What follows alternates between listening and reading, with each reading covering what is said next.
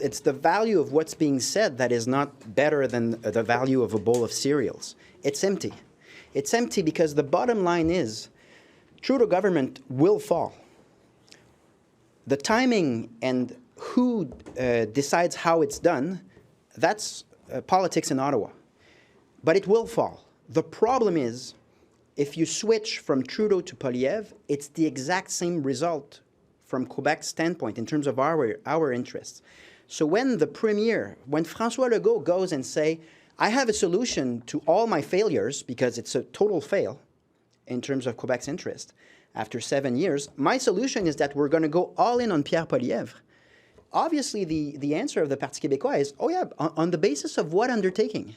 When did Pierre Poilievre said they will stop funding legal contestation of the secularism of the state? When did I hear Pierre Poilievre say we will stop funding multinationals of petroleum in Alberta? When did I hear him say that we'll get the full powers in immigration? It's just empty. It's emptiness. How do you qualify Mr. Legault's approach today, asking the Bloc Québécois to bring down the government? Desperate. It's really desperate. Isn't it dangerous in a democracy to ask for this?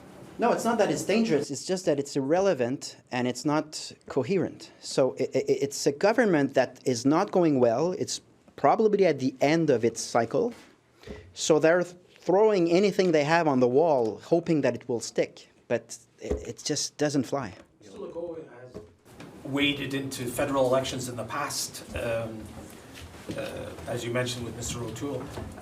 What do you think he's really up to? Is he uncomfortable seeing the close links between the PQ and the Bloc? Is he trying to mess you up? No, I think it's just he's trying. He has communications and marketing specialists, some of them that switch from the CEQ to the Conservative Party and Federal Party. And they have phone calls and they're just like, okay, we're desperate, things are not going well, what can we throw out that maybe could change something? And they came up with this, and tomorrow they'll come up with another bowl of Fruit Loops. So, I mean, let's be clear on le fond des choses, on what matters here.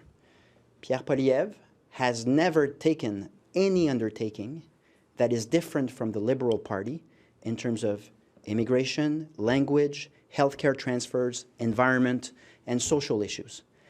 And it might be worse on certain topics, because when you hear Pierre Poilievre, sometimes you're just like, what's going on here from Quebec's standpoint? So it's not going to serve our interests, and that's why the only solution is to get out of there by creating our own country. You said yourself that you have close links with the Bloc.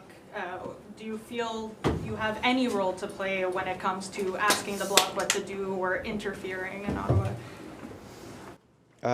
We have regular conversations. And I think